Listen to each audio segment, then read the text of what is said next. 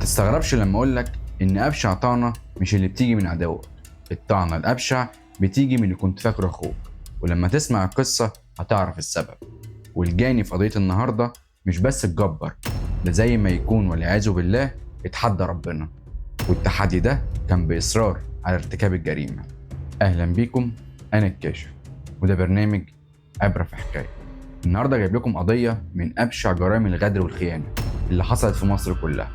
قصتنا بتبدأ بفرح محمد، بنت عندها 18 سنة وطالبة في تانية ثانوي، وأبوها متوفي من وهي طفلة صغيرة، وأمها اتحملت مسؤولية فرح في تربيتها ومصاريفها، لدرجة إن أمها اتحبست في قضية شيكات، وساعتها فرح كان عندها 11 سنة بس. ومن وقتها فرح بتتنقل ما بين بيتين، يا إما عند جدها لباباها يا إما عند خالتها، وفعليا هما الاتنين ساهموا بشكل أساسي في تربية فرح. وخالتها تحديدا كان ليها دور كبير في تربيتها، وانها تكمل تعليمها لحد ما تدخل المرحله الثانويه، وعوضتها عن غياب امها، وكانت فعليا بتتعامل معاها كانها بنتها بالظبط. وكان اي حد بيسال عن فرح كانت اجابتها دايما تقول انها بنتها مش بنت اختها.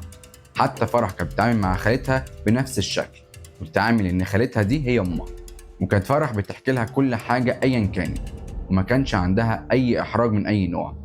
ولان فرح ظروفها كانت صعبه وكانت وحيدة، فكانت دايما بتحس انها اقل من كل الناس، وبالرغم ان خالتها عمرها ما اديتها الاحساس ده، لكن فرح ده كان اللي جواها لحد ما اتعرفت على واحدة صاحبتها اسمها آية.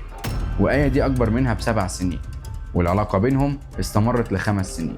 وآية ابوها وامها منفصلين، وكانت عايشة عند جدتها، وبيت جدتها كان جنب بيت جد فرح، وعشان كده كانت العلاقة بين آية وبين فرح كانت علاقة قوية جدا.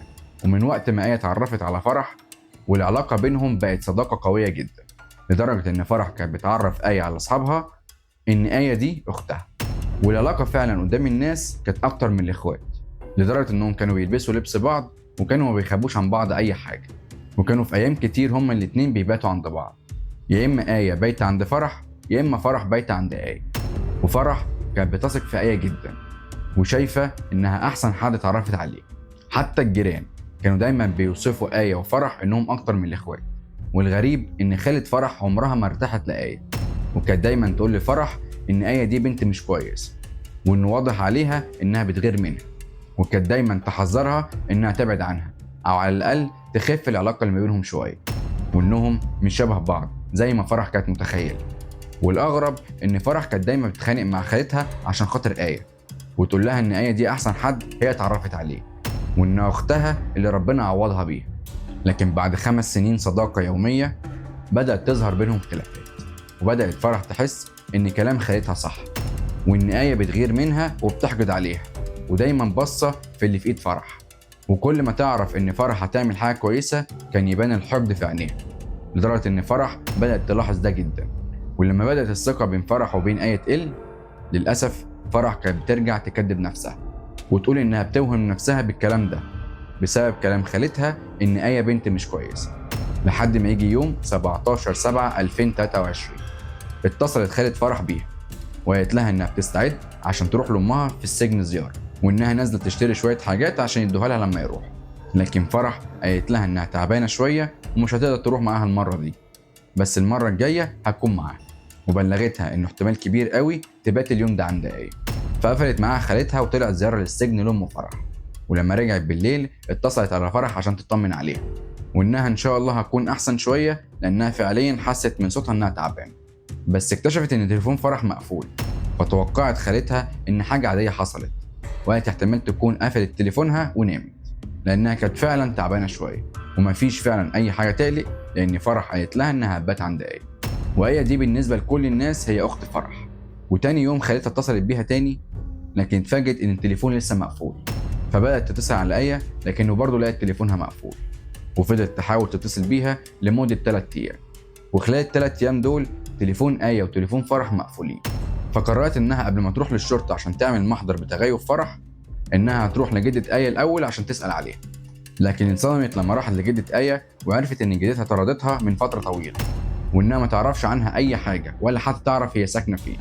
وهنا خالة فرح اتصدمت، لأن المعلومة دي بالنسبة لها كان جديد، وفرح عمرها ما قالت لها المعلومة دي. فقررت خالة فرح إنها تطلع على اسم الشرطة وتعمل محضر بتغيب فرح، وتتهم بشكل أساسي آية إن هي السبب في وراء اختفاء فرح، وتسيب كل التفاصيل الخاصة بآية اللي خلتها تعرف، لكن هتكتشف في الآخر إنها ما كانتش تعرف أي حاجة عن آية.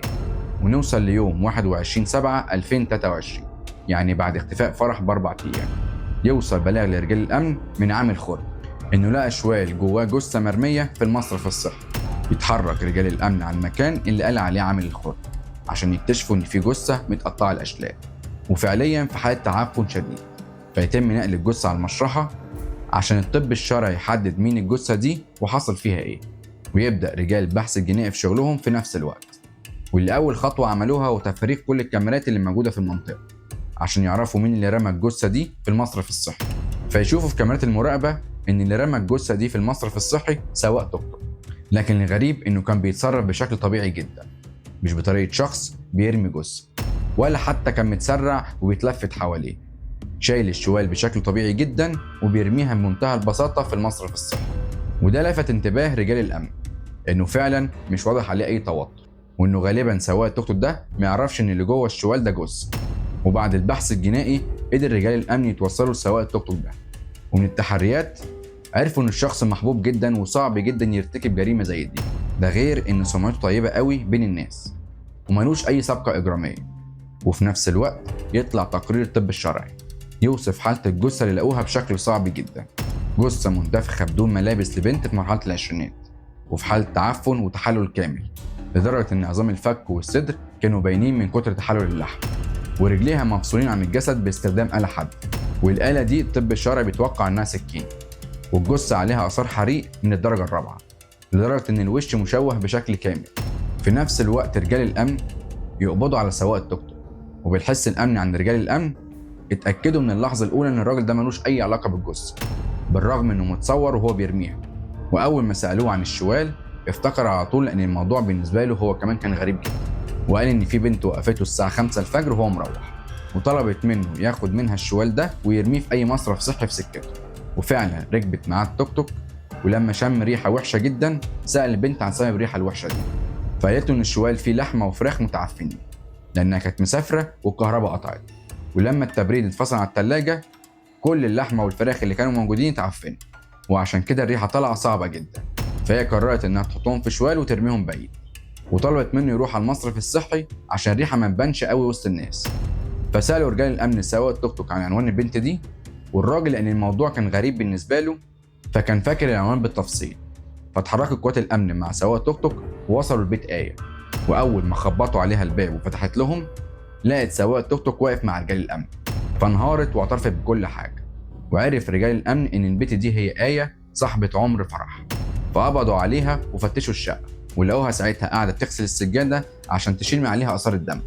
وبعد التفتيش اكتشفوا ولقوا أشلاء بشرية موجودة في كذا مكان جوه البيت، ده غير إن في آثار حريق هي كانت بتحاول تغطيها وتنظفها. وبعدها لقوا موبايل جديد جوه علبته متشال منه الشريحة، والشريحة محطوطة في نفس العلبة.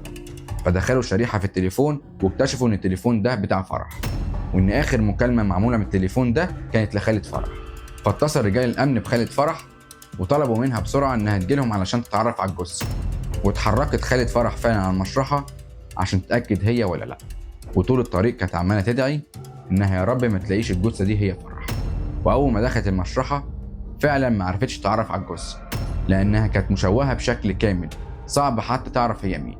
فما كانش قدام رجال المعمل الجنائي والطب الشرعي إلا إنهم ياخدوا عينات من البصمة الوراثية من الجثة دي، والبصمة الوراثية لوالدة فرح اللي في السجن. وبعد مطابقة البصمات اكتشفوا وتأكدوا إن الجثة دي هي جثة فرح، وتم فتح التحقيق مع آية عشان يعرفوا هي قتلت فرح بالشكل البشع ده ليه. وبدأت تحكي اللي حصل بالظبط، إن فرح في اليوم ده جت لها على البيت وحصل بينهم شوية مشادات وخلافات، وفعليا هي خلافات عادية جدا. وآية بتقول إن فرح كانت مستلفة منها مبلغ 3600 جنيه، وإن آية طلبت منها إنها ترد لها المبلغ ده، لكن فرح كانت بتقول لها دايما إنها معاش فلوس وإنها مش هترجع الفلوس دي مهما حصل. وفعليا بعد كام قعدة بينهم اتصالحوا ونسوا الموضوع، لكن آية ما كانتش ناسية الموضوع ده خالص، ده غير الحقد والغل اللي كان جواها اتجاه فرح. فقررت اليوم ده إنها تقتلها، بس الطريقة اللي قتلتها بيها واللي حصل بعدها كانت أبشع بكتير مما تتخيل. أول خطوة عملتها آية إنها جابت سكينة من المطبخ وطعنت فرح في صدرها، وفرح وقعت على الأرض وقعدت تنزف. بس كانت لسه عايشة، فقررت إنها تقفل عليها باب الشقة وتسيبها تنزف لحد ما تموت. ولما نزلت آية طلعت على واحد صاحبها اسمه بشوي نبيل، وبشوي نبيل ده هو صاحب الشقة اللي آية مأجرة منه الشقة، وحكت له على اللي حصل وإنها دلوقتي سايبة فرح فوق بتنزف ونزلت. وتعرف بعد كده إن في علاقة غير شرعية بين آية وبين بشوي نبيل، وعشان كده هي لجأت له وهو قرر إن هو يساعدها. فلما حكت له وقالت له إنها مش عارفة تعمل إيه بجثة فرح، قال لها ما تقلقيش وإن هو هيتصرف، واقترح عليها إنه هينزل يشتري بنزين ويطلعوا على الشقة مع بعض يولعوا في الشقة عشان الشقة تولع وتتفحم، وإن بالشكل ده محدش هيعرف دي جثة مين ولا ماتت إزاي، وكله هيتخيل إنها ماتت بسبب الحريق وهيبان قدام الناس إنها حادثة عادية. كل الاتفاقيات اللي ما بينهم دي بتحصل وصاحبتها واختها فوق في الشقة عمالة بتنزل. كان ممكن تنقذها بأي طريقة، لكن الحقد والغل اللي جواها خلاها تكمل الخطة مع بشوي. فطلعت آية على الشقة ولقت إن فرح خلاص مات، واستنت بشوي لحد ما يجي ومعاه جيركن البنزين، وجابوا شوية قش ورشوا البنزين على القش وحطوه حوالين جثة فرح وولعوا فيها. لكن بعد شوية خافوا إن النار تأذيهم هم أو تعمل مشكلة في البيت بشكل عام، والغريب إن هم خافوا من نار الدنيا ونسيوا نار الآخرة، فقرروا إنهم هيطفوا النار ويسيبوا الجثة كده بحالتها زي ما هي لحد ما يفكروا هيعملوا إيه. ويمر 3 أيام كاملين وجثة فرح فوق موجودة في الشقة لحد ما تطلع الريحة والجيران يتضايقوا من الريحة الصعبة دي، ويتكلموا مع بشوي اللي هو صاحب الشقة واللي آية مأجرة منه إن الموضوع ده صعب جدا، وإنهم مش عارفين إيه الريحة الصعبة دي اللي طالعة من شقة آية. فبشوي يتصل بآية ويقول لها إن كده الجيران ممكن ياخدوا بالهم، فأنت قولي لهم إنك فصلت التلاجة ونسيتي توصليها، وإن كل الفراخ واللحم اللي جوه اتعفن، وإن هو هينزل يجيب لها شوال عشان يحط جثة فرح فيها وينزلوا يرموها في أي مصرف صحي. وفعلا آية تبلغ الجيران بكده، وبعد شوية بشوي يطلع لها ومعاه الشوال، ويقرروا إنهم هيحطوا جثة فرح جوه الشوال، لكن يكتشفوا إنهم مش عارفين يحطوا الجثة بشكل كامل جوه الشوال. تقوم آية تجيب سكينة وتبدأ تقطع في جثة فرح بشكل عادي جدا، كل ده عشان يعرفوا يحطوها جوه الشوال. وبعد ما خلصوا كل حاجة استنوا لحد الفجر لحد ما آية تاخد الشوال وتنزل تتصرف في أي توك توك عشان يرموا الشوال في أي مصرف صحي. اعترافات آية وبشوي اعترافات صعبة جدا، صعب جدا إن في يوم من الأيام تتخيل إن فرح وآية دول كانوا أكتر من الإخوات، ومستحيل تعمل فيها كده. وبعد ما اتقبض على بشوي وتقدموا هما الاتنين للمحاكمة، اتحكم على آية بالإعدام وتم تحويل أوراقها للمفتي عشان يتم التصديق على حكم الإعدام. واتحكم على بشوي نبيل بالسجن لمدة 2 سنين، اتستروا على الجريمة ومساعدة المتهمة في إخفائها. وطبعا 2 سنين ده رقم قليل جدا، هو كان فعلا يستاهل الإعدام. وبالرغم إنها خدت حكم الإعدام إلا إنه في نظر كل الناس اللي يعرفوا آية وفرح كويس عارفين إنها تستحق حكم أكتر من كده، لأن مفيش حد متخيل قلة أصل آية واللي عملته في صاحبتها وأختها فرح. والمهم نعرف إن مش كل واحد بيدعي إنه صاحبك يبقى فعلا صاحبك، ممكن أقرب الناس ليك يبقى هو أول واحد يطعنك من ورا ظهرك. والتفكك الأسري وضغط الظروف ممكن يحول حياة أي إنسان لجحيم. وأشوفكم إن شاء الله في حلقة جديدة من برنامج عبرة في حكاية. سلام عليكم.